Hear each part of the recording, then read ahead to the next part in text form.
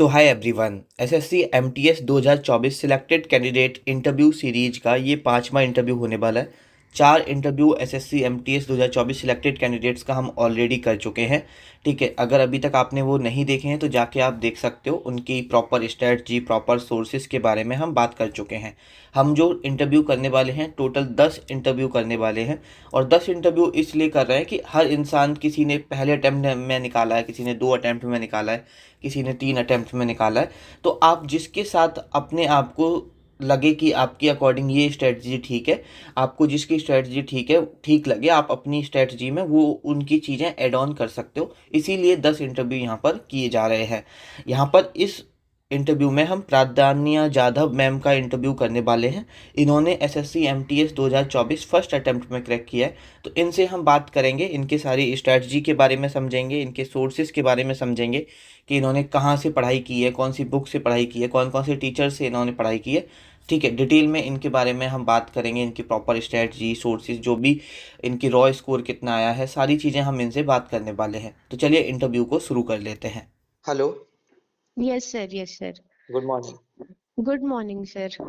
कैसे हो? मैं ठीक हूँ सर, अच्छी हूँ। और और कैसा लग रहा है? एसएससी एमटीएस 2024 में फाइनल सिलेक्शन हो गया है। अच्छा लग रहा है सर, हाँ, तो बढ़िया लग रहा अभी बेसिकली हम एक इंटरव्यू रिकॉर्ड करने वाले हैं। है। Yes sir. ठीक है, कुछ क्वेश्चंस हैं जो मैं आपसे पूछूंगा और आप उसका एकदम ऑनेस्ट जवाब देना। Yes sir. सबसे पहले अपने आप को इंट्रोड्यूस करिए। सर, मेरा नाम प्रज्ञा कैलाश जाधव है ओके। और मैं महाराष्ट्र से बिलोंग करती हूँ। ओके। अभी यस। आपने एसएससी एमटीएस 2024 दिया था, आपकी शिफ्ट कौन सी थी? सर, मेरा ना 7 अक्टूबर का शिफ्ट था। 4 o'clock to 5:30 PM का शिफ्ट था मेरा। कौन सी डेट को था आपका शिफ्ट? 17 अक्टूबर। 17 अक्टूबर का थर्ड शिफ्ट था। यस यस, थर्ड शिफ्ट था मेरा। ओके। और उसका एवरेज मेरे शिफ्ट का 62.01 था। ओके। हाँ, मतलब आपने जो बनाया था उसके हिसाब से it was the 16th hardest shift, आपके वीडियो के अकॉर्डिंग। ओके। ओके। यस। और आपका आपका रो स्कोर कितना था? रॉ स्कोर सर मेरा 107 था। ओके। Yes sir. तो बेसिकली आपका एवरेज था शिफ्ट का अप्रॉक्स 60 और आपका 107 मार्क्स था।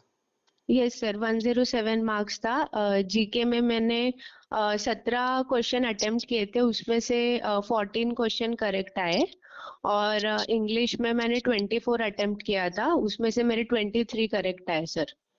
ओके, इंग्लिश में एक गलत हुआ था, जीके में 3 गलत हुए थे। Yes sir, yes sir. Okay.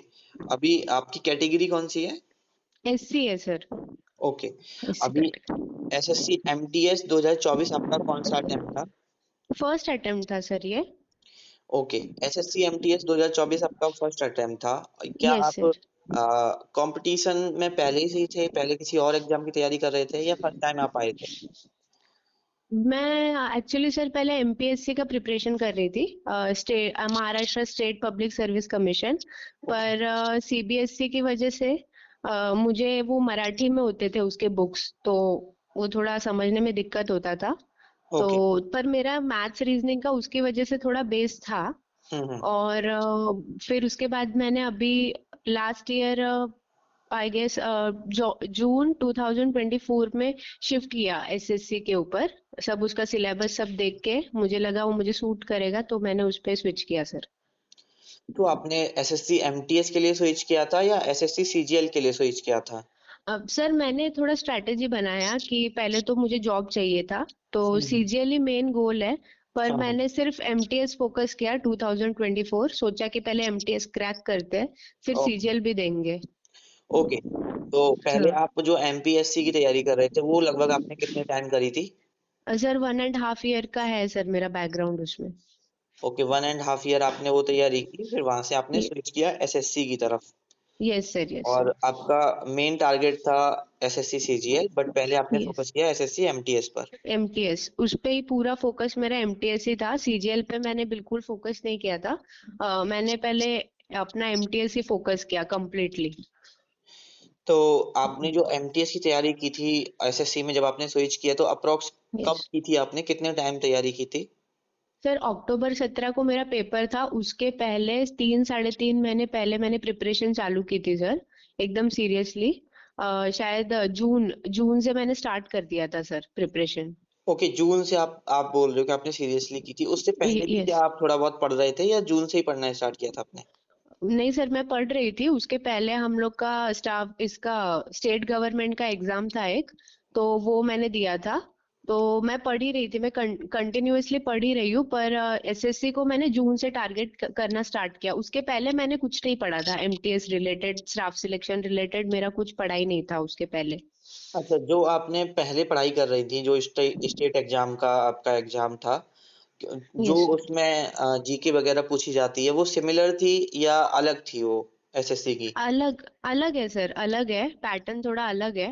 MPSC ऐसे क्वेश्चंस नहीं पूछता है, पैटर्न बहुत डिफरेंट है इसका, स्टाफ सिलेक्शन का। और मुझे एमपीएससी से ज्यादा इजी लगा स्टाफ सिलेक्शन, क्योंकि स्टाफ सिलेक्शन का पूरा फोकस जीएस पे नहीं होता है, एमपीएससी का पूरा फोकस जीएस पे ही होता है। ओके। तो एमपीएससी कोई भी पेपर निकालेगा तो जीएस का वेटेज बहुत ज्यादा होता है, बट स्टाफ सिलेक्शन में इक्वल वेटेज है। तो अगर आप 2 सब्जेक्ट भी अच्छे से कर लो या फिर 3 भी कर लो, सीजीएल के लिए बोल रही हूँ, मैथ्स भी, तो हम्म। प्री तो निकल जाएगा फिर, पर मेंस में अटकोगे, इसीलिए चारों सब्जेक्ट अच्छे होने चाहिए और इक्वल वेटेज है स्टाफ सिलेक्शन में। ओके, तो हाँ अभी सर। हम थोड़ा सा जीके के बारे में बात करते हैं। यस अभी सर। आपके सोर्सेस और स्ट्रेटजी और बुक्स, टीचर्स, इनके बारे में बात करते हैं। Yes sir. तो जीके के बारे में आप थोड़ा सा डिटेल में बताओ कि आपने अगर कोई बुक रेफर की है तो कौन सी की थी, किसी टीचर से पढ़े हो, कहाँ से पढ़े हो, कैसे पढ़े हो?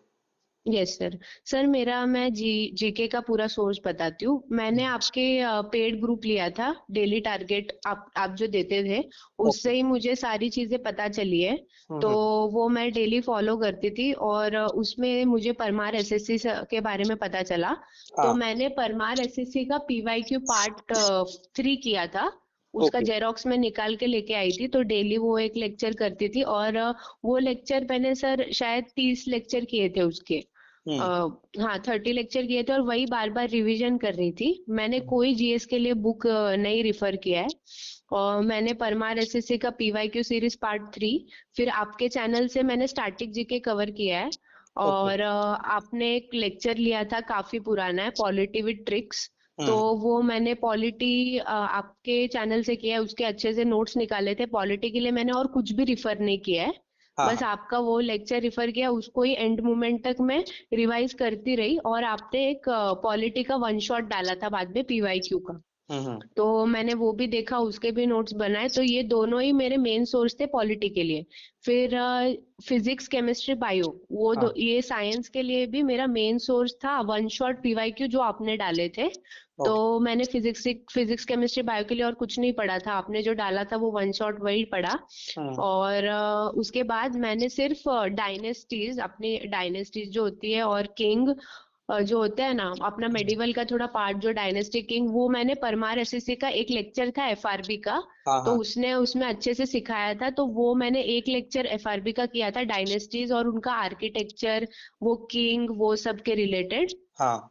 और फिर परमार एसएससी के ना, उसने सीजीएल जब हुआ ना, तो तब उसने वन शॉट डाले थे, हम्म। उन्होंने वन शॉट डाले थे। तो उसमें से मैंने जियोग्राफी और हिस्ट्री, ये दोनों का मैंने वन शॉट कर लिया था सिर्फ। हम्म। उसके नोट्स भी मैं निकाल के आई थी, तो हम्म। वो मतलब जेरोक्स निकाल के फिर वही रिवाइज कर रही थी। और बाकी इकोनॉमिक्स का बताऊं तो इकोनॉमिक्स के लिए मैंने सिर्फ आपका ही चैनल फॉलो किया, डीके अग्रवाल। हम्म। आपने एक वन शॉट लिया था पीवाईक्यू, आपका हाँ, हाँ। पहला ही लेक्चर था जब आपने वन शॉट चालू किया था, तो फर्स्ट लेक्चर आपने इकोनॉमिक्स अपलोड किया था। हाँ, तो हाँ। आपने काफी अच्छे से वो डिटेल में बताया था, तो वो मुझे इनफ लगा, तो मैंने एंड तक वही रिवाइज किया। ओके। बाकी मैंने कुछ ज्यादा सोर्स देखे ही नहीं, एक ही लेक्चर वही रिवाइज किया मैंने। ओके। और रही करंट बात हाँ यस सर, रही बात करंट अफेयर्स की, तो करंट अफेयर्स के लिए मैंने कोई बुक पीडीएफ कुछ रिफर नहीं किया सर। मैंने सिर्फ वो टेक्स्ट बुक जो आपने बताया था, मतलब सब आप ही ने बताया, वो डेली टारगेट्स में जो आता था वही मैं करती थी। तो ओके। पीवाई हाँ, पीवाईपी मैंने फॉलो किया अपने टेक्स्ट बुक पे से, मॉक नहीं लगाया। अपने जो प्रीवियस ईयर पेपर रहते हैं ना करंट अफेयर में, तो वो 2024 के मैं लगाती थी। मतलब वो 50 क्वेश्चन रहते हैं एक में। तो वो जब पेपर शुरू हुआ उसके आई गेस एक दिन जब मेरा जीएस का पूरा अक्का पोर्शन पहले खत्म हो गया और रिवीजन ही बाकी था ना, तो तब मैंने करंट अफेयर चालू किया सर। और मैं पीवाईपी लगाती थी। और स्टैटिक जीके का एक और बोलना चाहती हूँ। एक तो आपके लेक्चर मैंने किए ही थे, और बस परमार परमार सर का एफआरबी में से मैंने सिर्फ डांस, फेस्टिवल और फेयर, ये तीनों भी मैंने वो भी कर लिए थे, क्योंकि उसमें से काफी क्वेश्चन पूछ रहा था वो एमटीएस, इसलिए। ओके। Yes sir. तो बेसिकली आपके जीके के 2 सोर्सेस रहे हैं, एक तो आप हमारे चैनल से कनेक्टेड थे और एक परमार सर यस, के चैनल से कनेक्टेड थे। बराबर बराबर, यस यस यस। ओके, तो यहाँ पर बेसिकली इंग्लिश के बारे में बता दीजिए थोड़ा-सा कि हाँ इंग्लिश यस में सर। पहले हम इंग्लिश को 2 पार्ट में डिवाइड करते हैं। पहले ग्रामर के बारे में बता दीजिए। ग्रामर सर आपने वो डेली टारगेट में एक रानी मैडम करके है, वो हाँ। काफी अच्छा पढ़ाते हैं। हुँ, यूट्यूब पे फ्री लेक्चर्स पढ़े उनके, आपने ही वो सजेस्ट किया था, मैंने उनके ही देखे थे। ओके। और मेरा ग्रामर का थोड़ा बेस था एमपीएससी की वजह से अच्छा। हुँ, हुँ। तो हाँ, तो इसके वजह से मैंने ज्यादा ग्रामर पे ना फोकस करके वोकैब पे ही किया था। पर अगर किसी को ग्रामर अच्छे से करना है तो हुँ। रानी मैडम बहुत अच्छे से पढ़ाते हैं। मैंने वहां से नाउन ऑन वर्ब किया है, तो वो अच्छे से पढ़ाते हैं बहुत। अभी आपने वोकैब्युलरी लगभग कितनी याद की थी और कहाँ से याद की थी? सर लगभग वोकेबलरी वो आपने एक पीडीएफ भेजा था पेड हाँ, ग्रुप में, हाँ। वो तो मैंने किया पहले। उसमें लगभग आई गेस 3000 प्लस कुछ वोकेबलरी था हाँ, वो। हाँ। हाँ, तो वो एक किया था, वो डेली के 10-20 बाद में बढ़ाया धीरे धीरे। हुँ, हुँ। और फिर उसके बाद डेली के 30-50, मतलब वो ऑटोमेटिक बढ़ जाता है। आप हाँ, जब फ्लो में आते हो तो एक 10-15 दिन के बाद इजी लगने लगता है 10-20 याद करना, तो वो बढ़ जाता है ऑटोमेटिकली। तो उसमें ऐसा मेरा भी होता है कि अगर हम 1 वर्ड याद कर लिया हमने, फिर हम अगर साइन ओ याद कर रहे हैं, तो वो कहीं न कहीं आधे तो हमें ऑलरेडी याद होते हैं, वो 1 वर्ड ही उधर आए हुए होते हैं। यस सर, वही। हाँ, तो तो वो सब सेम ही लगता है फिर। हाँ, हाँ। तो हाँ, तो अपना ब्रेन भी थोड़ा कनेक्ट करने लगता है फिर चीजें। हाँ, हाँ। और हाँ सर, और मेरा मेन सोर्स ब्लैक बुक था। हाँ, हाँ। तो हाँ यस सर, तो वो ब्लैक बुक में से मैं जैसे जैसे डेली टारगेट में लिखा ही रहता है कि कितना आज याद करना है क्या। हुँ, हुँ, तो हुँ, हाँ, तो कभी कभी ऐसा हो जाता था उसमें जितना लिखा है उतना मैं नहीं कर पाती थी, पर हुँ। मेंटेन करती थी कि करूँ वन वर्ड सब्स्टिट्यूशन ऐसा। तो पर अगर सपोज किसी दिन वो नहीं हो पाया डेली टारगेट में का, तो नेक्स्ट डे में वो कवर करने का ट्राई करती थी। फिर वोकैब को ज्यादा टाइम देके वो करती थी, बिकॉज बहुत वोकैबलरी इम्पोर्टेंट है। वो सब वोकैब ही पूछता है एमटीएस में ओके, ज्यादा। तो बेसिकली जो हमारा डेली टारगेट था पेड ग्रुप में उसमें यस सर। हमने पीवाईक्यू सीरीज भी करने को दी थी परमार सर की यस और यस। उसमें हमने रानी मैम से ग्रामर करने को दी थी, तो वहाँ से आपने ग्रामर करी थी। Yes sir. ठीक है, तो बेसिकली आपने वो कंप्लीट डेली टारगेट को फॉलो किया था। यस सर, मैंने वही फॉलो किया और वही से मुझे परमार सर के बारे में पता चला, रानी मैम के बारे में। मतलब मुझे बेसिकली एसएससी के बारे में कुछ आइडिया था ही नहीं कि हाँ, कैसे होता है क्या। तो मैंने स्टैटिक जीके के लिए कोई पहले एक चैनल था, तो उसको देखा, मुझे कुछ समझ नहीं रहा था, फिर हुँ, पॉलिटी लिया हाथ में। तो हाँ, आपका लेक्चर आया पॉलिटी का, तो मैंने पहले वो देखा, फिर मैंने चैनल थोड़ा स्कैन किया आपका, तो स्टैटिक जीके के भी पढ़े थे, आपके लेक्चर्स थे पहले के। हुँ, हुँ, तो मैंने वो भी किए, तो मुझे समझने लगा। फिर मैंने व्हाट्सएप चैनल ज्वाइन किया। फिर उधर पहले आप फ्री में देते थे, फिर आपने पेड चालू किया, तो मैंने पे भी कर दिया और फिर पेड ग्रुप में भी आ गई। फिर ओ हाँ ओके, ये सर, और ऐसा नहीं है कि सिर्फ पेड ग्रुप पे डाल रहे करके सिर्फ डेली का टारगेट नहीं किया, मतलब थोड़ा पर्सनल अटेंशन भी दिया। क्या किया था वो, आपने कुछ गूगल फॉर्म अपलोड करते थे, हाँ, हाँ, मॉक डालते वक्त गूगल फॉर्म पे अपने मार्क्स स्क्रीनशॉट अपलोड करो, फिर हाँ, जिनको आई गेस 100 के ऊपर मार्क्स आए थे उनको हाँ, आपने पर्सनली फोन किया था। हाँ, हाँ, हमने बोला था कि जो मॉक में 100 प्लस स्कोर कर रहे हैं, वो कहीं न कहीं हम उनको कॉल करने वाले हैं। हाँ बराबर। हाँ, तो यस सर, तो उससे क्या थोड़ा पर्सनल मेंटोरशिप का टच भी मुझे मिला, क्योंकि कोई मेंटोरशिप करने वाला ही नहीं था इतना बड़ा उसमें। तो पर उससे कॉन्फिडेंस भी बूस्ट हुआ, कुछ दोस्त भी बन गए, तो उनके साथ में करते गए फिर ऐसा। ओके। यस तो सर। अभी हम स्टैटिक जीके भी करा रहे हैं, मे बी 2025 के लिए आपने देखा भी होगा। Yes sir. आपने कोई लेक्चर देखा है? यस सर मैंने देखे हैं ना सर, उसके नोट्स बना के मैंने भेजे सर आपको। हाँ, हाँ, जो हमारा पेड ग्रुप है उसमें पीडीएफ हाँ वाले में। हाँ, यस सर। ओके, तो यहाँ पर आपने वो देखे हैं, अभी आप वो किस पर्पज़ से देख रहे हो? मतलब क्यों देख रहे हो? वो सर मैं सीजीएल के लिए देख रही हूँ सर। ओके, तो अभी जो हाँ। हम स्टैटिक जीके करा रहे हैं, तो वो आपको लगता है कि सीजीएल के लिए, क्योंकि अब अभी आप 3-4 महीने से पढ़ रहे हो और आपने एमटीएस भी क्रैक किया है, तो आप हम्म। उस अपने अपना क्या रिव्यू देना चाहोगे उन लेक्चर्स के बारे में? काफी अच्छे लेक्चर्स है सर। स्टैटिक जीके के लिए मुझे लगता है कि वही लेक्चर बहुत इनफ है, मतलब मोर देन इनफ है। अभी रिसेंटली आपने 2025 के लिए डाले एकदम डिटेल्ड है बहुत ज्यादा। और information I guess it is more than enough, और कुछ फॉलो करने की जरूरत नहीं है। उसका ही n numbers of time revision किया तो आई गेस वो ही बेटर रहेगा ज्यादा सोर्सेस फॉलो करने से। इट्स बेटर कि आपका फॉलो करें। और मुझे नहीं लगता इतना डिटेल में किसी ने मतलब निकाला फॉर एमटीएस, पर मुझे ऐसे लगता है वो किसी भी एसएससी एग्जाम के लिए बहुत बेनिफिशियल है। क्योंकि एसएससी अभी कुछ रखता ही नहीं है बैरियर, एमटीएस का अलग, सीजीएल का अलग, सीएचएसएल वो सबका सेम ही पूछ रहा है। कभी कभी तो एमटीएस में लेवल ज्यादा है as compare to CGL GS का। तो मुझे लगता है those lectures are more than enough for static GK. And I guess आगे भी आपके लेक्चर्स आने वाले, पॉलिटी के कंटेंट बहुत हाई है हाँ, अभी। तो तो अभी हम जैसे एक यस सर। बच्चा जो एमटीएस 2025 टारगेट कर रहा है या कोई भी एसएससी एग्ज़ाम 2025 टारगेट कर रहा है, तो वो क्या रिलाय कर सकता है हमारे ऊपर, आपके अकॉर्डिंग? यस सर 100% सर, मैंने तो 2024 में पूरा आप पे ही रिलाई किया है। तो ऑब्वियसली सर अभी तो कंटेंट मैं वही बोल रही हूँ बहुत हाई हो गया है। जब हम ज्वाइन किए थे 2024 में तब आपके पास सिर्फ मोबाइल था, उस पे आप पढ़ाते थे फिर भी इतना डेडिकेटेडली वो यस। नोट्स वगैरह। अभी तो बहुत कंटेंट डेवलप हो गया, अभी तो अच्छे से पीपीटी सब के साथ इतना, और तभी भी कंटेंट में कोई कमी नहीं थी, अभी भी कंटेंट में कोई कमी नहीं है। सो मुझे लगता है कि ऑब्वियसली सिर्फ आपको फॉलो किया तो भी हो जाएगा, क्योंकि ऐसा नहीं है कि आप खुद का ही बोलते रहते हो। आपने हमको परमार एसएससी बताया, रानी मैम बताई। Yes, so yes. Yes sir, तो मुझे लगता है ऑब्वियसली फॉलो करना, डेली टारगेट्स फॉलो करने चाहिए आपके जो रहते हैं ना, हाँ। काफी अच्छे होते हैं।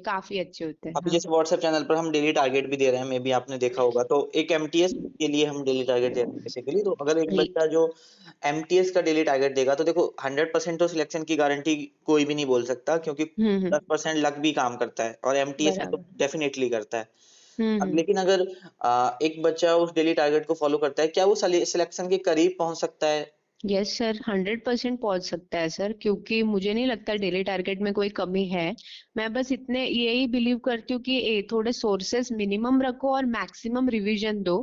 तो हम्म। कोई भी सिलेक्शन ले ले, ठीक है 10-5% लक का रहता है, पर अगर सिक्स सेंस भी डेवलप हो गया ना ब्रेन में कि हम्म। एलिमिनेशन सीख गए, या हम्म। फिर हाँ मतलब एलिमिनेशन सीख गए दो, फिर उसके बाद थोड़ा दिमाग भी काम करने लगता है। तो आई गेस फिर सिलेक्शन के बहुत करीब पहुंच जाते हैं अपन।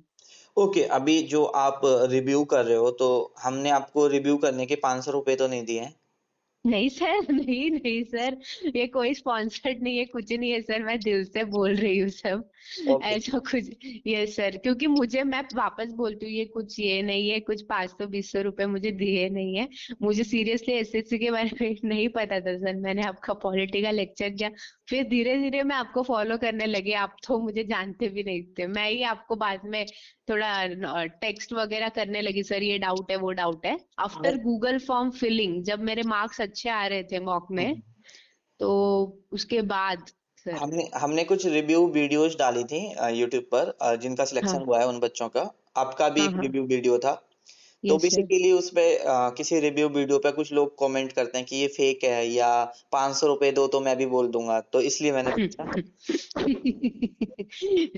नहीं सर, देखो सर बोलने वाले बोलते हैं, जो बच्चा करके जिसने किया है ना, जो जेन्युइनली फॉलो कर रहा है या फिर जो जेन्युइनली मेहनत कर रहा है, उसके दिमाग में ये सब फालतू थॉट्स आएंगे ही नहीं। कोई टीचर अपने को कंटेंट पढ़ा रहा है तो तुम वो कंटेंट लो और भाई खुद का सिलेक्शन करो, और क्यों फालतू की बातों में पढ़ रहे हो।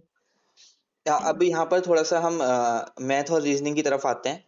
Yes sir. आपने मैथ और रीजनिंग पहले से स्ट्रांग था, या आप किसी टीचर से पढ़े थे, कैसे किया था आपने? सर एमटीएस मैंने पहले फोकस किया तो मैथ्स रीजनिंग पे मैंने इतना ध्यान दिया नहीं। मैंने एमपीएससी में हमारे एक सर थे, तो उनसे ही पढ़ा था मैंने। मैथ्स पूरा मराठी में पढ़ा है मैंने, वो मैथ्स और रीजनिंग। तो ओके मैंने, और वो क्वालिफाइंग था ये मुझे समझा एमटीएस में, तो ओके। उसका फायदा मैंने उठाया। और हम्म। मैंने पूरा पूरा टाइम जीएस और इंग्लिश को दिया सर। तो मुझे वो एमटीएस का वही बेनिफिट लगा कि इधर अपने को सिर्फ 2 सब्जेक्ट अच्छे से करने और अपना सिलेक्शन हो जाएगा। तो एक जॉब भी मिल जाएगी। फिर सीजीएल देते वक्त मैथ्स करेंगे। अभी मैं मैथ्स पे अच्छे से फोकस कर रही हूँ क्योंकि मेरा मैथ्स थोड़ा सा अभी इम्प्रोवाइज करने की जरूरत है एडवांस में। तो ओके मैं वो आपने अभी वो राकेश यादव सर, मैं एनटीपीसी के ग्रुप में हूँ तो राकेश यादव सर के वीडियोस में फॉलो कर रही हूँ।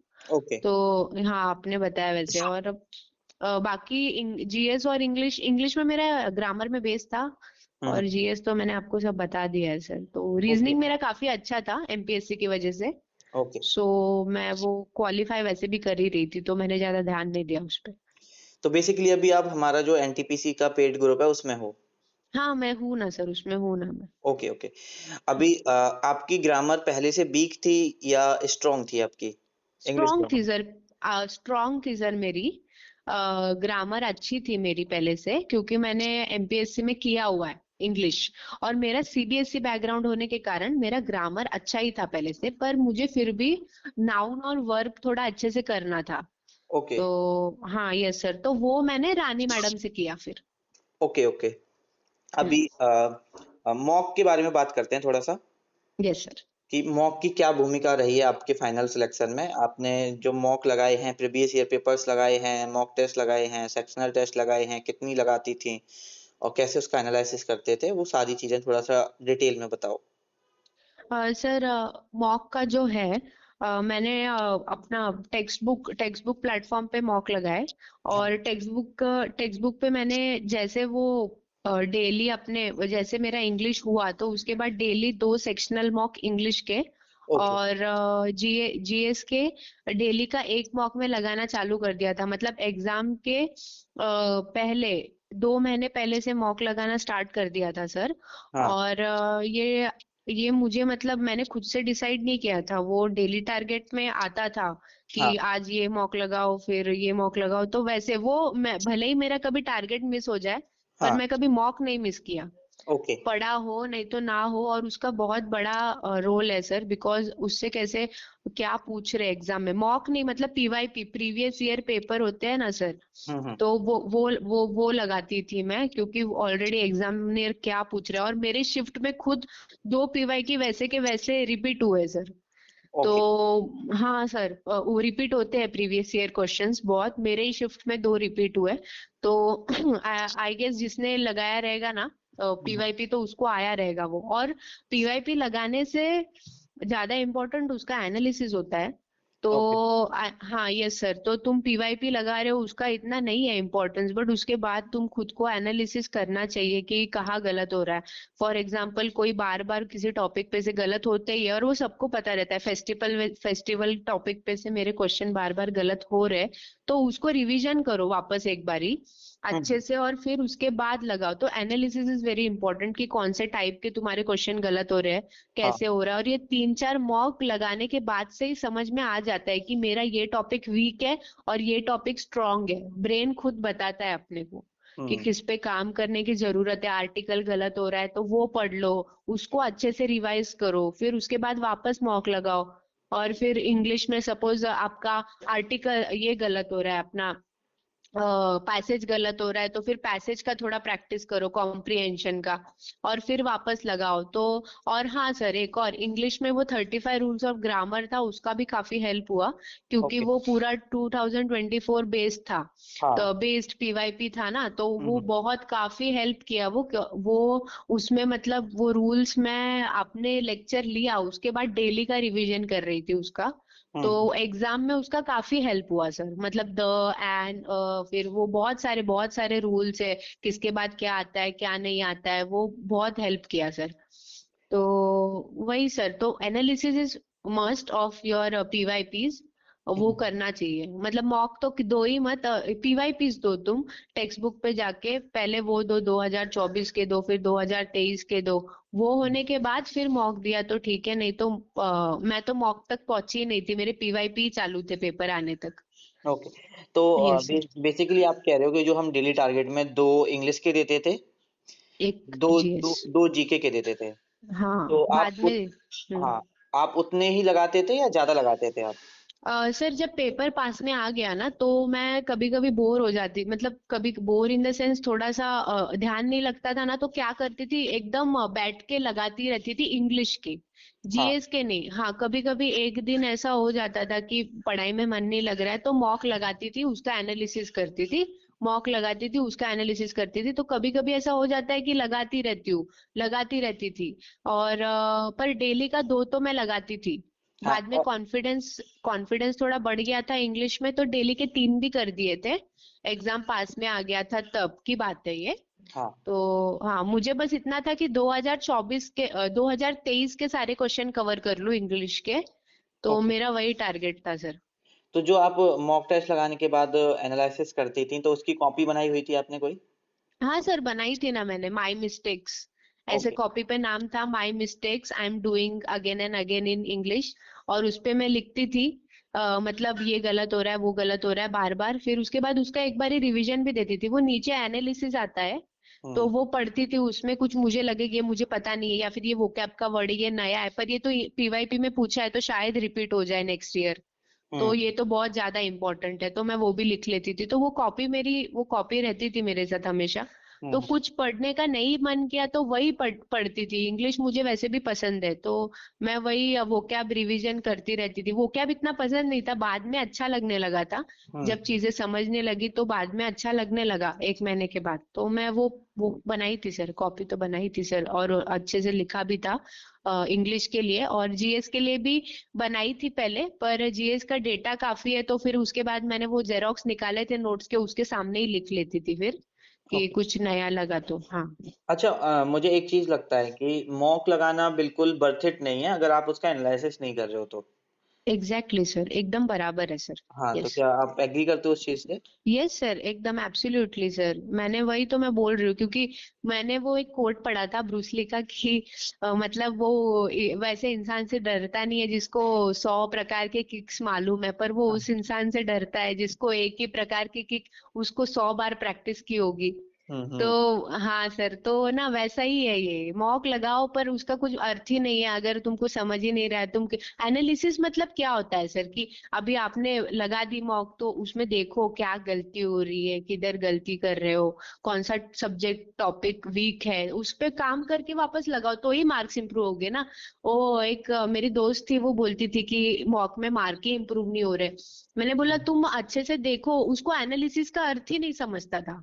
हुँ, वो बोलती थी एनालिसिस मतलब क्या होता है। मैंने बोला आप तूने मॉक लगाई तो उसके बाद तू देख कि तेरा कौन से जीएस में कौन सा सब्जेक्ट गलत हो रहा है, कौन से टॉपिक से। तो हुँ, बोलती है फेस्टिवल से, तो मैंने बोला उसको लिख के निकाल, फेस्टिवल से गलत हो रहा है हर मॉक में। हुँ, तो फिर उसके बाद जाओ और वो लेक्चर करो फेस्टिवल्स का अच्छे से, उसको रिवीजन दो एक दो बार।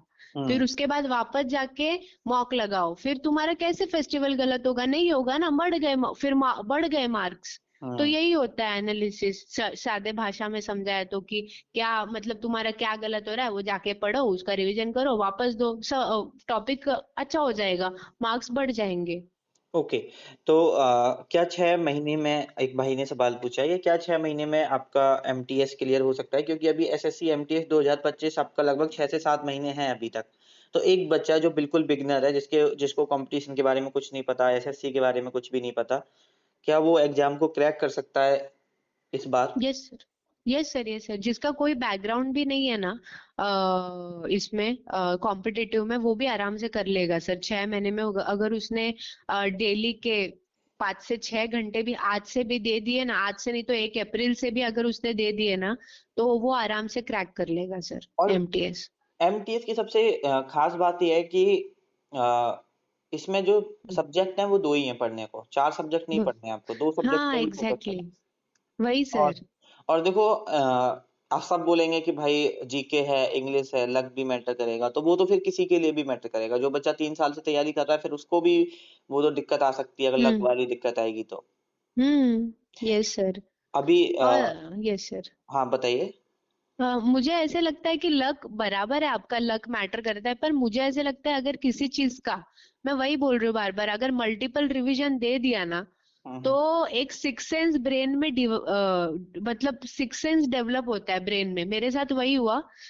मतलब अभी कोई नहीं आ रहा है ना क्वेश्चन, तो भी ब्रेन है ना थोड़ा बहुत काम करके एलिमिनेट करता है सर, हुँ, और बताता है 50% तक तो पहुंचते हो तुम आंसर के, फिर उसके आगे लक मैटर करता है। हाँ, हाँ, 2-3 क्वेश्चंस में बोल सकते हैं, पर फिर अगर तुम सारे ही नेगेटिव ले रहे हो, मतलब तुमको मालूम नहीं है फिर भी तुम एलिमिनेशन लगाए जा रहे हो, फिर तो कहाँ से होगा।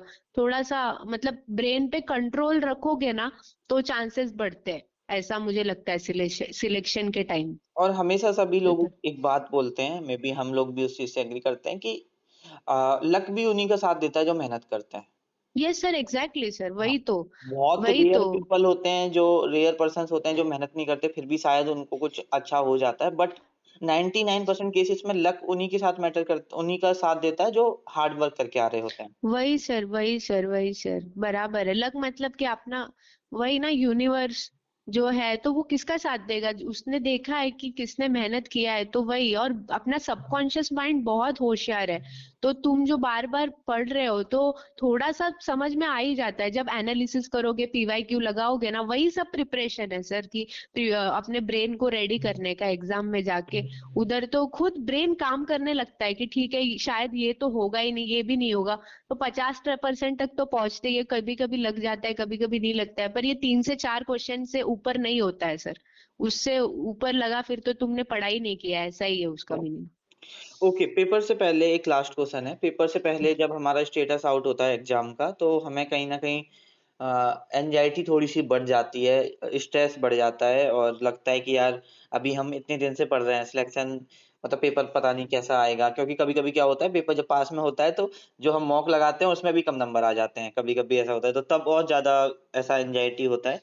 तो उस हाँ वक़्त सर। आपने खुद को कैसे काम रखा था पेपर से 10-15 दिन पहले और सर पेपर तक? मेरे यस सर, सर मेरे मॉक में बहुत खराब मार्क्स आ रहे थे हुँ, बीच में। हुँ। जब मेरा 17 अक्टूबर का पेपर था, और उसके 1 महीने पहले या 1 महीने पहले मेरे मार्क्स पता नहीं, मैं पूरा पढ़ रही थी अच्छे से, सब कर रही थी, फिर भी मॉक में मार्क्स ही नहीं आ रहे थे अच्छे से। तो हाँ, मैं काफी टेंशन में थी कि मार्क्स आ क्यों नहीं रहे करके। तो उस टाइम पे मेरे फादर ने मुझे काफी सपोर्ट किया, मतलब मैं उनसे काफी शेयर करती थी पापा से, हुँ, कि हुँ, पापा ऐसा ऐसा मार्क्स ही नहीं आ रहे, तो वो एक ही बात बोलते थे कि तुम्हारे हाथ में सिर्फ करना है, तुम हुँ, अपना 100% दो, हाँ, हार्ड वर्क करो, हुँ, और बाकी अगर हो गया तो अच्छी बात है, नहीं हुआ तो भी अच्छी बात है, पर तुम्हें गिल्ट नहीं होना चाहिए एग्जाम के पहले कि तुमने ये पढ़ा नहीं, तुम पढ़ सकते थे, तुम्हारे हुँ, पास टाइम था, पर हुँ, फिर भी तुमने पढ़ाई की नहीं। हुँ, तो वो गिल्ट रह जाएगा ना, फिर तो कुछ नहीं। पर हाँ, एग्जाम दे के आई और फिर गिल्ट नहीं है ना दिल में, कि नहीं मैंने मेरा 100% दे के आई हूँ बाहर, तो हुँ, फिर उसके बाद वो होगा नहीं होगा वो ऊपर वाले के हाथ में है, पर तुमने 100% दिया है ना, वो इम्पोर्टेंट है। तो वही खुद को समझाने का कि आज कम मार्क्स आए ना, कोई निकल बढ़ जाएगा, पर मैं कंसिस्टेंट तो रहूं।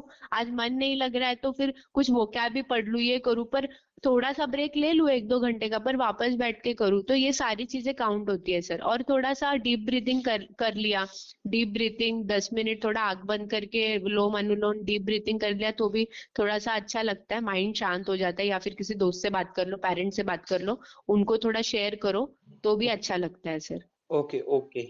हम्म। तो थैंक यू ये हमारी तरफ से जितने भी सवाल थे वो हमने पूछ लिए हैं। आप अपनी तरफ से कुछ शेयर करना चाहते हो तो कर सकते हो या हाँ कुछ ये टिप्स सर। वगैरह देना चाहते हो फ्यूचर एस्पिरेंट्स जो एमटीएस 2025 की तैयारी कर रहे हैं उनके लिए?